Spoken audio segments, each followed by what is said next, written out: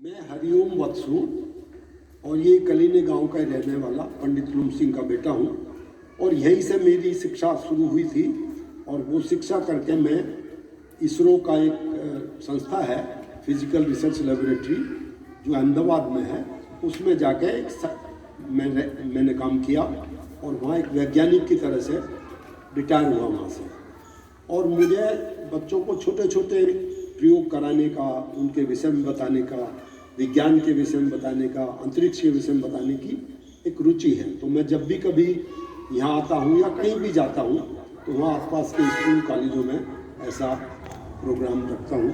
और मैंने जो अभी एक एक्सपेरिमेंट आप लोगों को बताया उसमें ये है कि ये हमारे पास एक कांच का टुकड़ा है जो विंडो में लगता है, और एक ये सफ़ेद पेपर है और एक ये काला पेपर है। तो जो हम सफ़ेद पेपर कांच के नीचे लगाते हैं और उसमें फेस देखते हैं, जैसा तुम सब लोगों ने देखा कि हमें अपना फेस दिखाई नहीं पड़ता। और यदि हम सफ़ेद के बजाय काला पेपर नीचे लगाते हैं और फिर फेस देखते हैं तो उसमें हमें अपना फेस दिखाई पड़ता है। बहुत अच्छे मिरर की तरह से तो नहीं, बट एक रीजनेबल से मिरर जैसा काम करता है।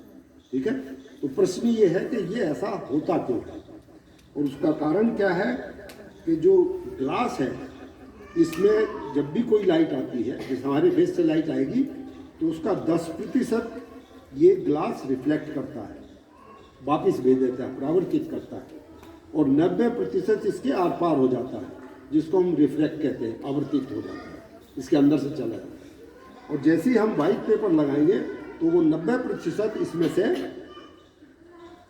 भी परावर्तित हो जाएगा। 10% ऊपर से हुआ और 90% पेपर ने वापस किया।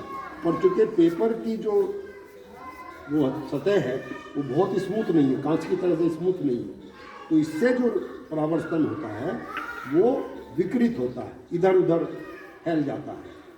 तो इस तरह से वो 10% भी जो आया रिफ्लेक्ट हुआ, जो अच्छा था, जो ग्लास की सरफेस से आया, उसको भी ये 90% जो पेपर रिफ्लेक्ट करता है वो खराब कर देता है, तुम्हें अपना फेस दिखाई नहीं पड़ता।